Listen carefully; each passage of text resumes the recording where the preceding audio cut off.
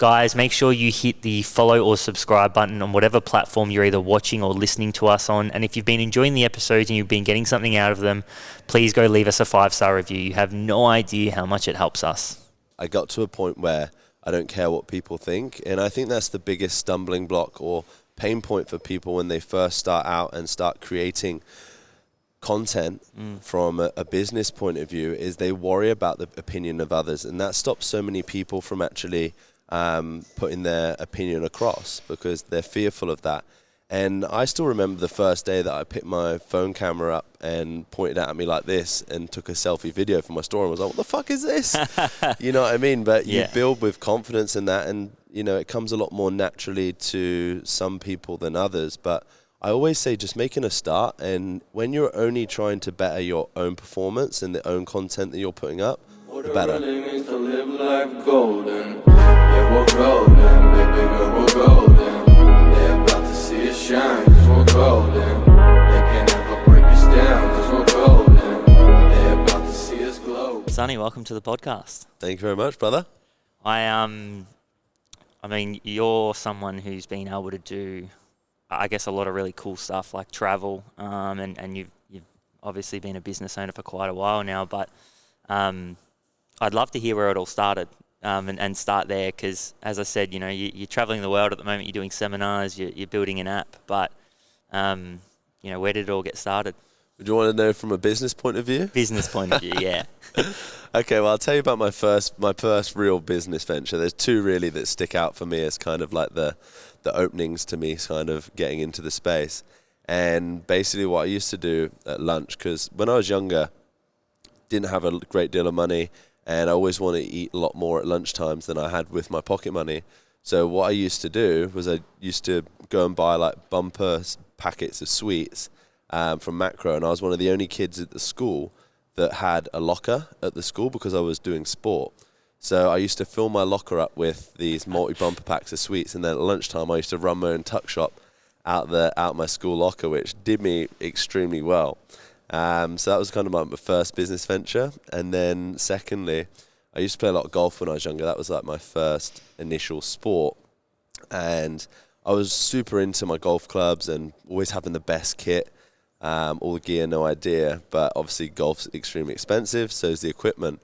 So what I used to do is go onto eBay, and I would find golf clubs that were for sale but had been marketed really badly. A lot of people had put golf clubs on there, had poor photos or a bad description, and I used to buy them and then rephoto them, remarket them, and put them back up and sell them for more. So I was buying and trading golf clubs when I was like 13, 14 years old, and made some good money then when I was younger to kind of fund my golf kit. It's so interesting. I was watching this just this YouTube video the other day, and it was like 62% of unicorn founders, so like, you know, the Facebooks and the Amazons and all the big companies, were entrepreneurs before they turned 18. And it was kind of like this debate of like, it either has to be, you know, like you don't have to be born an entrepreneur, but you can definitely build one too. But there was an interesting stat around a lot of like the big CEOs and the big entrepreneurs were kind of in business from a very young age, and even before they turn 18. Yeah, I mean, I'm just listening to the podcast about the founder of Lululemon at the moment, and Chip, and it's amazing to hear like his story, because it's very different from like what you said. A lot of entrepreneurs start super young and have been in business from a young age. He was to a degree, but he didn't really find any super success until he was after the age of 30 years old, you know. So I think everyone has their own path when it comes to business. I think in the world that we live in now, there's a lot of pressure to be successful quicker, yeah, and at a younger age. And I think sometimes that can tarnish your ability to be creative and take a path in which, you know, actually fulfills you in your business, as opposed to the one that's going to necessarily make you the most money. It's such a good point, and obviously social media brings that on, you know, like everybody. I mean, social media is one of those things that can be just the highlight of your life type thing. And as a business owner, you know, whether it's virality or, you know, making money, you can feel the pressure to come and try to be successful. You know, like if you're not extremely successful by 26, 27, a lot of people, I would, you know, even myself at times, you can kind of feel like a bit of a failure. Well, I think there's two ways of looking at it. And I think for me, one of the key things with that is I think when you start social media, you don't necessarily start with your account with the intention to then become a business. Whereas as your account grows, you get a bigger audience, you're reaching more people, you're stuck in that awkward space where, okay, this is my personal account, but it's actually where I'm running my business. So for me, social media isn't something that I use to socialize with my friends now. It is very much a tool to promote my business, to market my business. Everything that's done on there is done with a purpose. Everything that's promoted on there is done with a call to action that I'm hopefully going to achieve from doing what I'm doing. So it's hard because you kind of lose that ability to be raw and be natural with your main account because it becomes your business. Yeah, so because content's one of the things that I wanted to really dive into with you today, because I feel like it's, for a lot of people, it's a massive pain point. And I think it probably can come from that mindset that, you know, making that shift. Okay, this is purely a business tool now, whereas, as you said, it starts off being something personal, social, and then it kind of grows, and then you kind of get stuck in this in-between part where, like, oh, you know, do I go all in here or do I not? What do you think? I want to work through that pain point for someone who's listening, right? So what are some of the things that help you or have helped you, I guess, go all in with your content and even filming content? Like, how do you think about it, you know, in terms of coming up with ideas? And then, you know, because I would imagine as well that there's a mentality for yourself where it's like, obviously you're at a point now where you don't really care what others think in terms of, you know, that negative kind of connotation. Yeah, well, you just touched on the most important thing there right at the end. I got to a point where I don't care what people think, and I think that's the biggest stumbling block or pain point for people when they first start out and start creating content from a business point of view, is they worry about the opinion of others, and that stops so many people from actually putting their opinion across because they're fearful of that. And I still remember the first day that I picked my phone camera up and pointed it at me like this and took a selfie video for my store and was like, what the fuck is this? You know what I mean? But you build with confidence in that, and, you know, it comes a lot more naturally to some people than others. But I always say just making a start, and when you're only trying to better your own performance and the own content that you're putting up, the better.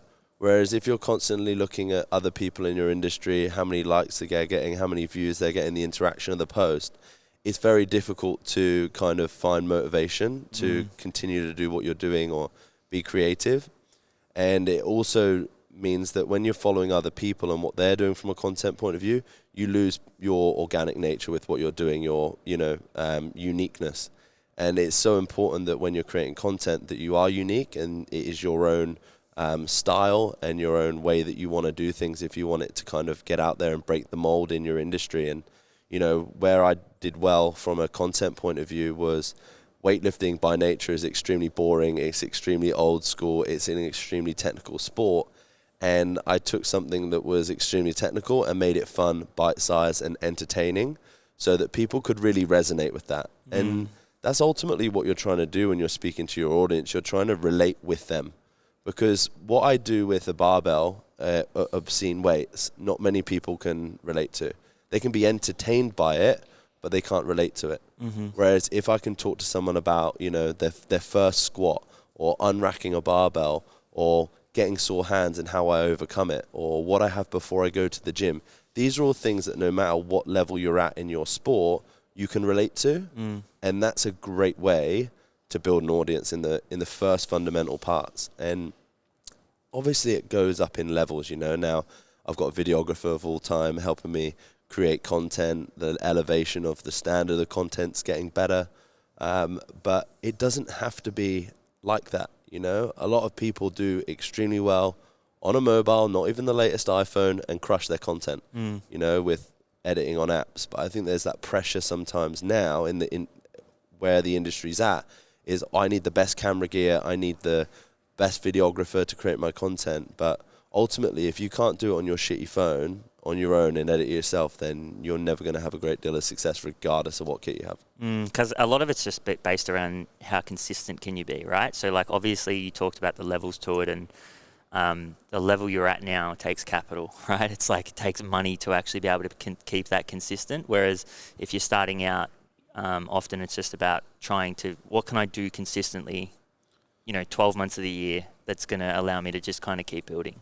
Yeah, and when you're starting out, it's the perfect opportunity to run tests where it doesn't matter. If I post a particular style of content that's different from what I normally do, and it doesn't perform that well, I'm like, okay, well, great, I know that currently isn't working at the moment. And then you post something else. It's slightly different the bigger your account goes, because when you're running tests or trying new things, it's obviously reaching thousands more people. But yeah, there's no harm in trying shit and failing, Yeah, 100%. Just on the content side of it, so are you someone who, like when you look at your social media and you look at creating content, are you creating content for content's sake, or are you, and what I mean by that is like, obviously there's different types of content that you can put out. Like, like people talk about it in sort of like a funnel sense, like there's stuff that is obviously trying to convert. There's then content that you're just trying to, get people's attention.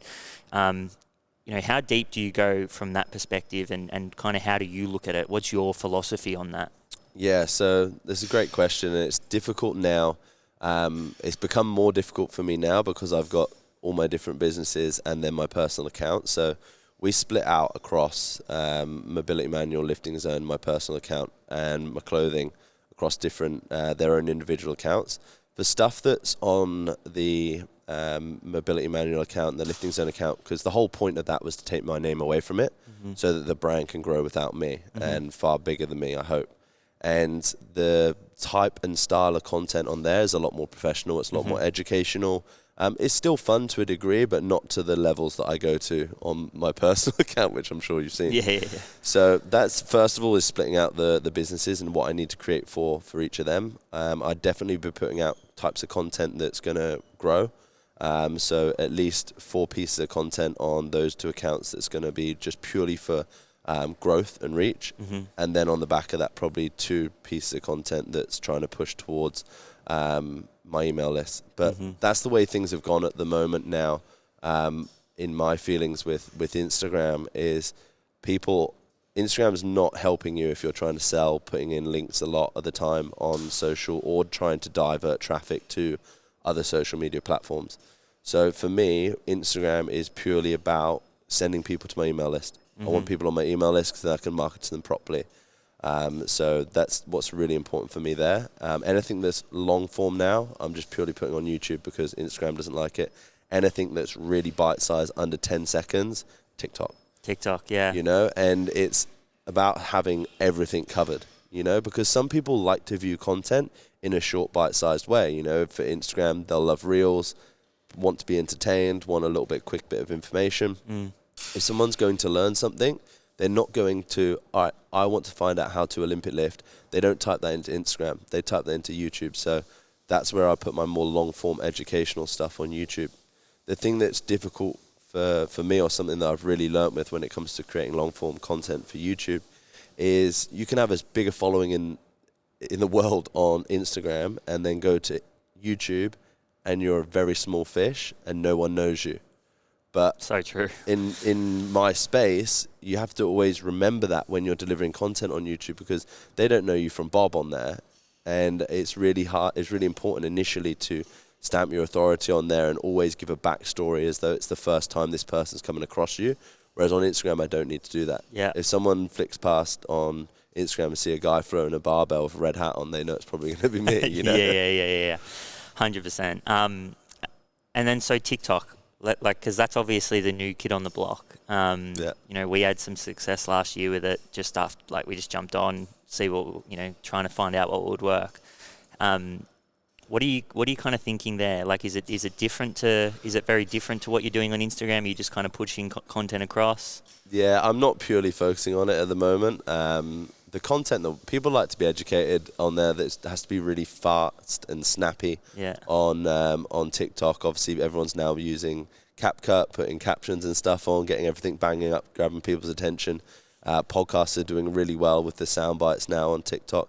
That style of content is working really well. Like James Smith grew 800k followers in 2 weeks on TikTok.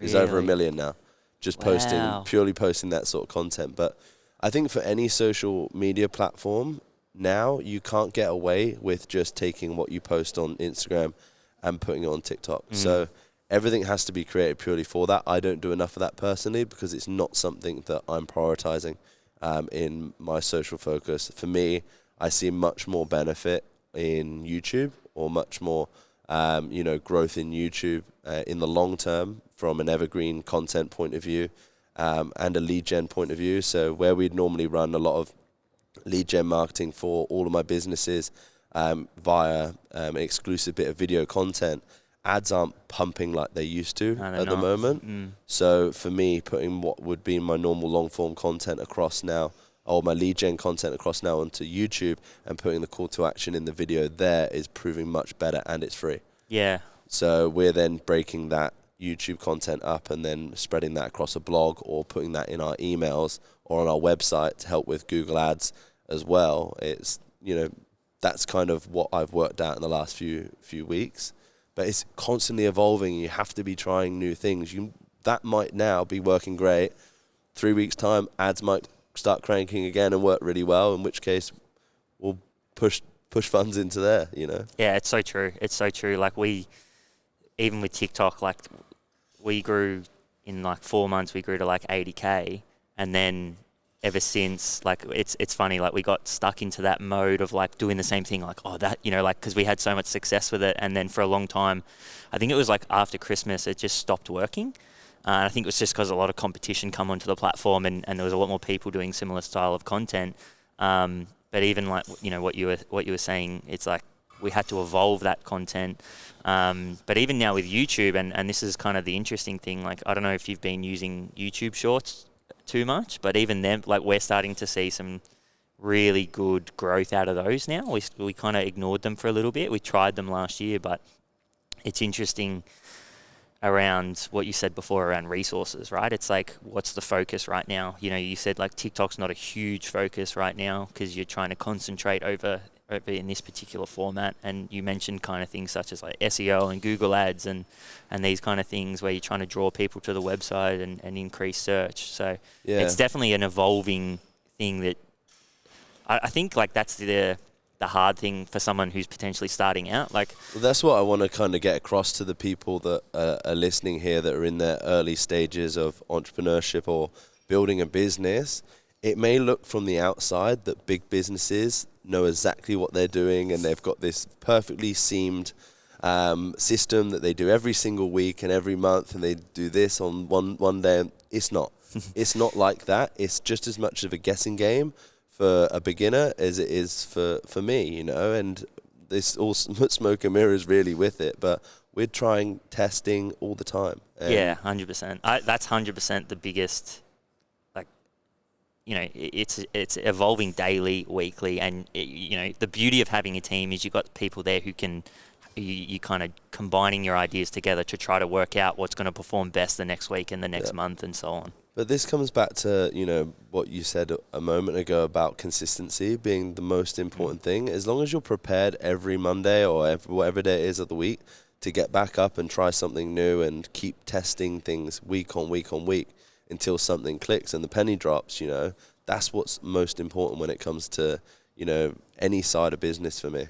Oh, 100%. It's funny, like something just popped up into my mind. There's a girl I follow on TikTok, and all she does is like, it's the green screen filter her, and she talks about companies, or like she does a lot about the Kardashians, and she's like a PR girl. So she's got her own business, and she's grown to like 600,000 followers just from doing those green screen videos where she gives ideas on what she would do, what PR she would do for these different companies.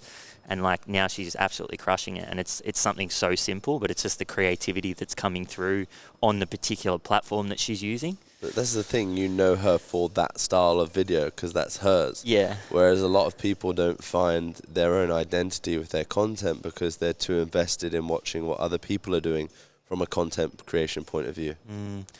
One thing that, like, you mentioned James Smith before, and I think this is even something that, like, I noticed with yourself, and potentially this is me coming at it from, like, a real business point of view, but, like, I feel like tone of voice and, like, the kind of branding principle of, like, tone of voice can really help people differentiate in a sense, right? Like, you talk about a particular subject, but you talk about it, it's not necessarily what you say, like that's really important, but it's also how you say it and how you deliver it, if that makes sense. And that's something even like James, like I look back at him and I can say that now, like back when he was like, you know, when he was coming through and really starting to grow. But if you look back, like he kind of talked about things in particular topics in a way that nobody really had talked about them before, right? Like, and that was the thing that became really relatable for people.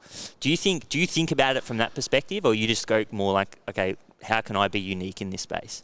100%, and you know, credit where credit's due with what James has done. He is a master when it comes to social media, and he is so pedantic with everything he does, you know, on there. And yeah, he delivers his content extremely well in a unique way, which is why he is successful as he is. And it's not only that, but I think for him, he's very outspoken in what he does and the way he delivers. He says the things that people think, but too scared to say because, again, he's not worried about what people think, which is why I think people love him for that, and a lot of people hate him for that as well. Yeah. But yeah, I think definitely comes down to, like you said, if you can make something that's not necessarily exciting sound exciting in the way that it's delivered, people then do perk up and go, oh, okay, and take attention. Yeah, 100%. So, like, more on a business front now, like, what are your philosophies on business, right? So when I say that, I mean, like, how do you think about it? Like, when you're trying to piece the puzzle together, and I'm sure it kind of continuously changes. Like, some people think, you know, like it could be like content first, and then we're trying to take the customer on this journey and so on. Like, when you think about piecing the puzzle of business together, like, how do you think of it? Yeah, it's a great question. And I think, you know, what really comes back to me recently and kind of the point that I'm at with my businesses at the moment is coming back to the bread and butter, the foundations of what you do and do well. So having a really good product is kind of like number one, okay? And being able to explain what your product is really well, number two. Okay, they're two simple things that I think as you grow as a business, you lose sight of. You know, having a great product that works well and is easy to use is number one. And then obviously for me, being secondly most important would be the sales process in which you sell it. Having a really clear, easy sales process for people to come in and go, I like that one, I want that one, I know what it's going to do, I want to buy it now.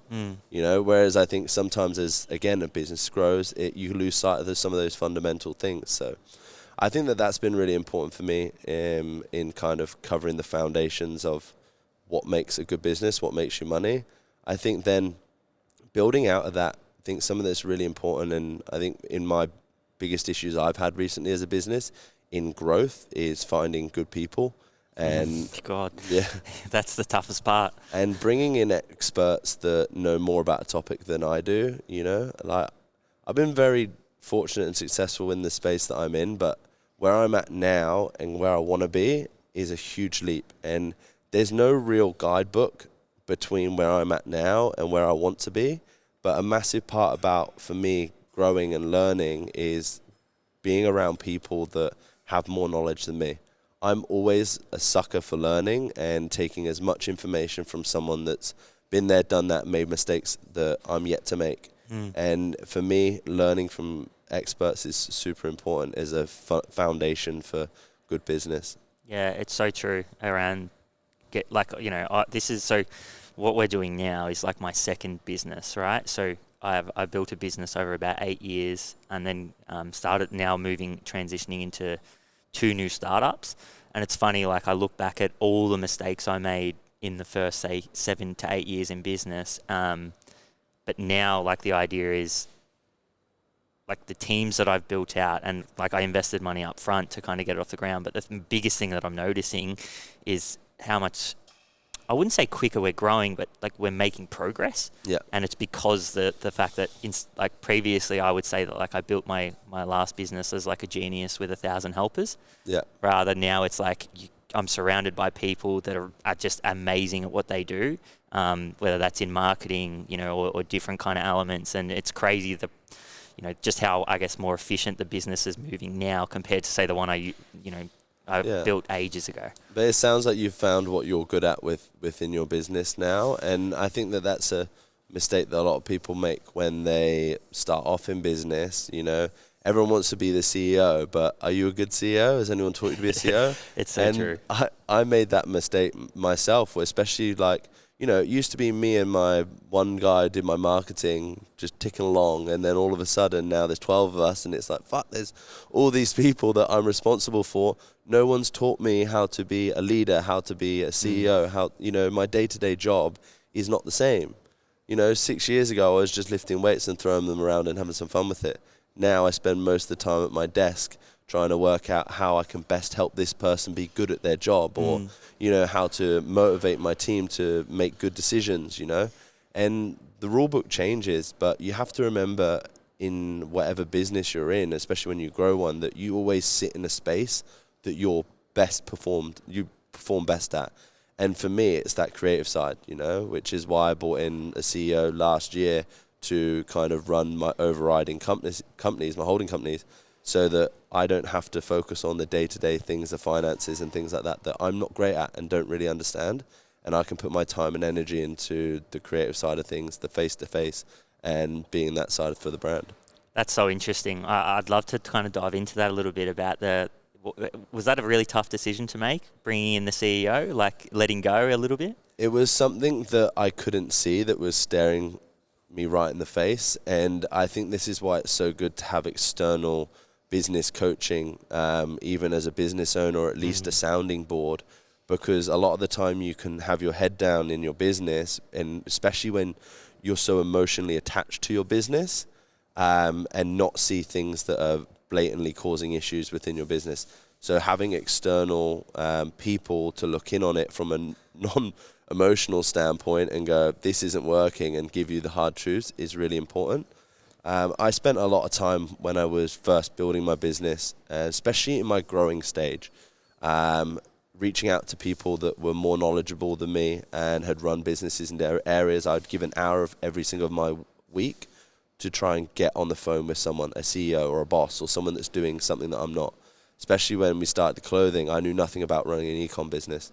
And my girlfriend at the time was helping with a company called Topeka. Oh yeah, I know. I was talking to the founder. Yeah, and she was like, I can probably get you a chat with him if you'd like. And I jumped on the phone with him and we spoke for about an hour. I told him all about my business and whatnot. And he goes, Sonny, love to chat with you, but and he said, if I've got one bit of advice for you, he said, you don't sound like a CEO, you sound like a creative. And I was like, fuck. And as soon as he said that, I got off the phone and I was like, he's right, I'm not a leader. And that was like a really profound moment for me, where I started to think okay, I need to bring someone in that's done this, that's ran a business, that's, a better leader than me. And I brought in the person that was my first ever sponsor, Jeff Dovey, who he's been one of my closest friends for a very long time. He was the first guy that believed in me to sponsor me to all the way up to the Olympics. And he helped me set up my first business with Webstar Performance. And he'd always done it just out of the love and care for me. He was in telecoms, very successful in the telecoms industry, but he helped me just because he wanted to help his mate. And to be able to ring him up then after that call and be like, hey bro, do you fancy being the CEO of businesses? And he said, yeah, he'd love to. And he's been a great support. But it wasn't hard. It was easy when I could see it, And I think even now, he's kind of stepped more across as like CFO more than anything, rather than CEO. And I'm kind of now growing into that space and learning how to become a good CEO and how I can be a better leader for my team, how I construct better meetings, again, from learning from other people. I play golf with Mark Morano, one of the founders of F45, picking his brain for 18 holes about, managing teams. And that's what he does now predominantly. He's advising for big companies how they can perform better. That was something that's really important for me. Yeah, it's so interesting. And what's the change been like since you've brought him in? Like, have you obviously have you felt like it's just moving more like a machine now that you've got someone in who's been able to kind of take care of that side? Yeah, well, it's funny you use the terminology machine, because I liken me as a business and my businesses a year ago to, like, we had two small machines, but they were really finely tuned and they smashed it. Okay, and now we've gone from these two little machines to two very big machines, but they're not running as smoothly as possible as they could do, because a lot of the foundational stuff that we had that was working in the small machines we haven't quite got yet in these big ones, especially with the app. You know, that is in itself a fucking beast of an expense and like upkeep and management for that alone, you know, and that's just one of the things that, you know, we're working on hard at the moment. But I think for sure it's helped me be able to put my attention into more of things I need to be putting my attention into. Yeah, 100%. But not only that as well, but making difficult decisions. You know, there always has to be, because I'm quite friendly, I'm very close with all the people that I work with. A lot of the people that I've employed have been friends of mine, or people that, you know, I've promised job to in the past, or, you know, I've just got the right vibe about them and offered them a job. But there still needs to be that line between, you know, me as the friendly, the good cop, and having a bad cop. And I think that's extremely valuable in a business as well. Oh, it's one of, I mean, especially when you start building a team, it's one of the toughest lessons to learn, because, like, obviously the conversations you don't have end up becoming your biggest problems. You know, I can look back at times and, like, I just think, man, if you had had that conversation maybe 4 or 5 months earlier, that would never have happened. You know what I mean? But you live and you learn. What's been the biggest learnings for you in the last 12 months then? Because I was listening to your podcast when I was doing, like, you know, just a bit of research for this with James. Maybe it was like 4 weeks ago. It was your one-on-one. Yeah. And you mentioned briefly that there's been like almost growing pains, you know, kind of going through what you have been in the last, say, I don't know how long, but obviously the CEO coming in, or this, you know, and now you're saying it's kind of turning into this one big machine. What are some of the biggest challenges that you've been through in the last 12 months, and some of the biggest learnings that have come out of those? Yeah, I think just from a personal point of view, like as soon as you said that, like, I just remind myself all the time to enjoy this process and these growing pains, because I think a lot of the time when things are going well, right, you don't reflect, you don't enjoy, like, you don't think about what you're doing, you just see money coming in the bank, things are progressing, great. But whereas when you're in tough times, when you have to kind of use your brain a lot more, develop, evolve in what you're doing, trial and error with a lot of different things, it's the most exciting part about running a business, and it's easy to lose sight of that. So I always remind myself to really enjoy the journey that I'm on. The toughest thing in the last 12 months was definitely doing the app and launching the app. You know, for me, I think one of the difficult things is that I've had to change. With everything that I was previously doing, it was Sonny Webster. It was Sonny Webster Academy. It was Sonny Webster Mobility Manual. It was Sonny Webster's squat program. And what I've done is I've separated them to future-proof them. Aside of me, there's going to be a day when I'm old and fucking grey and I can't swing a barbell and I'm not going to be cool anymore, and I'm going to have a business that's going to be worthless if it stays under my name. But not only that, there's a lot more people out there that I want to help that don't resonate with me. So separating out the businesses was one of the hardest things, I think, to do, because I had the mobility manual that was surging and doing really well within the Sonny Webster Academy, so it needed to be separated in order to grow to move into other sports. And then I was left with Sonny Webster Academy, which was all my weightlifting stuff, that I wanted to rebrand into the lifting zone so that I could bring in other coaches and it not always people expect service necessarily from me. But with that, it lost a lot of its identity. So I think that's been, in hindsight, looking back on it, one of the most difficult things with splitting up the businesses now is for them to find their own identities again and their own ethos and their own branding. has been difficult.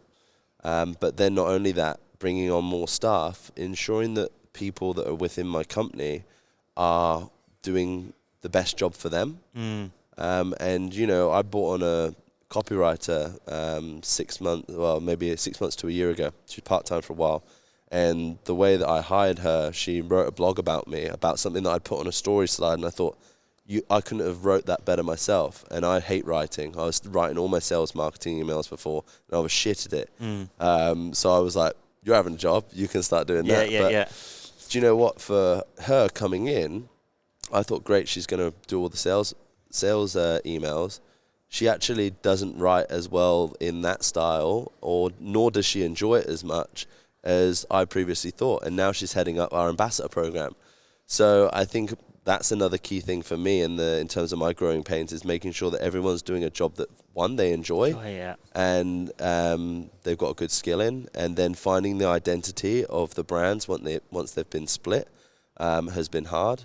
I think like there's two things that I really like that resonate, and I think that are like a really key points is like structure, like the structure of your businesses. I think that's something that I'm only, you know, probably in the last maybe 18 months is like something I'm realizing is so important. But then also things such as, and just when we talk about structure, like you talked about separating your companies and, you know, how important that can be to actually get the companies working like the machines that you want, but then also the time horizon. Like the first thing that comes to mind for yourself is the time horizon for you is not 12 months. It's, you know, it's 10 years. And I think in business, you can often make a lot of your mistakes come from that time horizon being too short.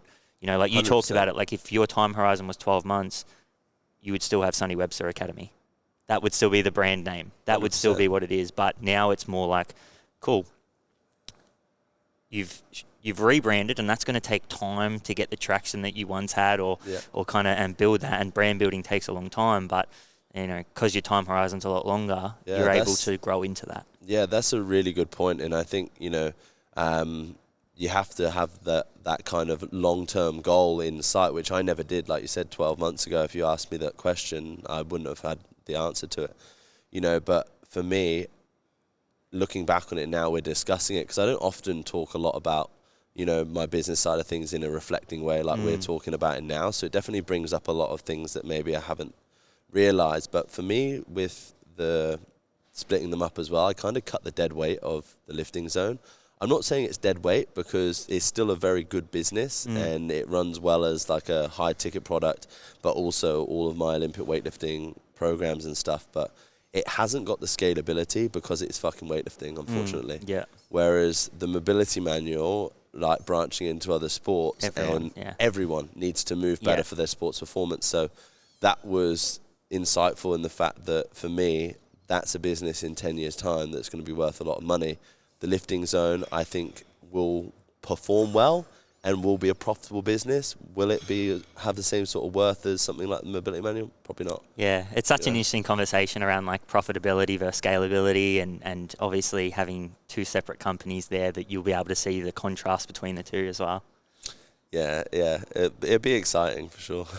All right, to finish off the podcast, we do a section called Quickfire. So this is just, don't stress too much about, usually I say short answers, but then like I've had people on and they say like fucking 4 words, and I'm like, you know, you don't have to be that short. But yeah, the first question I would ask is one piece of advice for your younger self. Oh, I think it would be to learn more when I was younger. I think if I had my time again, I would have studied a lot harder in the areas that I wanted to go into. Yeah. And when you say learn more, you're talking business, or you're just talking general? From a business point of view. Yeah. And one piece of advice for someone starting a business. Spend as much time researching the space that you want to build into first. Find out what people are doing and they're doing well, what people are doing and not working. Get as much knowledge as possible. That's what I said. That's why it kind of relates to my previous answer. And I kind of will expand on it a little bit more now, because I think if I had studied more around the spaces that I wanted to build into, I wouldn't have made as many mistakes that I have made to date. So I think just doing as much market research when you're starting out a business is so important. Yeah. So what do you think the most important, and this is, I'd love to hear this from you now based on the conversation we've had. What's the most important trait that a founder must have to be successful? I think morals and like philosophy, like you said, being like foundational things that are really important to be a good team leader. I think that's crucial, because when everything's said and done, you know, in like stressful times in business, in fruitful times in business, if you can stay true to your morals and what's important to you and those foundational philosophies that were the reason why you started your business, then you'll be successful in that, you know. And it's weird sometimes sitting here and discussing business, because for me, I'm very much in my learning stage as well, and growing. And there's people that are in all different parts of their journey. Like you said, might be their first day that they're thinking about starting something new. But just always remember to kind of enjoy that process as well. And the only person you're trying to impress is yourself. And, you know, stay true to what you want to do when you start a business, because there's no external pressure other than the pressure that you're putting on yourself. Okay. It's so easy to get lost too, right? It's so easy to get lost in that. And I think you're right. There's something to be said about what it's going to feel like once it's all said and done. You know, like looking back in retrospect when we're all older, and like you said, one day we're going to be, you know, 50, 60 and it's going to be, you know, finished, and we might be retired, and looking back, I still think, you know, even with myself, something that motivates me is like I want to look back then and be proud of the person I was throughout the whole period. Yeah, and I think never get into business because it's money that you want to make, because there becomes a point in business where there's no amount of money that flicks into the bank and makes you feel any differently. You know, you're still waking up to have the same purpose, and for me, it's about people moving better. And for, you know, getting them lifting with better technique, I want to make weightlifting accessible to the masses. They're the reasons, my mission statements as to why I get up. And the money will always be a byproduct of you smashing those principles. Yeah, 100%. Last one. What do you think the biggest opportunity is over the next 12 months for business owners? Oh, in what respect? Could anything. Do you think, like, you know, it could be a market dynamic? You know, do you see the market moving in a particular way in terms of, it could be an economics thing, you know, it could be content, it could be marketing? Yeah, I would say from a business point of view, high ticket premium service is kind of where I think people are going. I think the low ticket budget, quick service, PDF format, especially in the fitness space, is very saturated now. I think the high ticket premium service space is still got loads of room for growth, because you'd be so surprised how many businesses don't have a high ticket option or don't give people the option to spend a lot of money with you. And there's a lot of people out there that will pay that premium for a more exclusive service.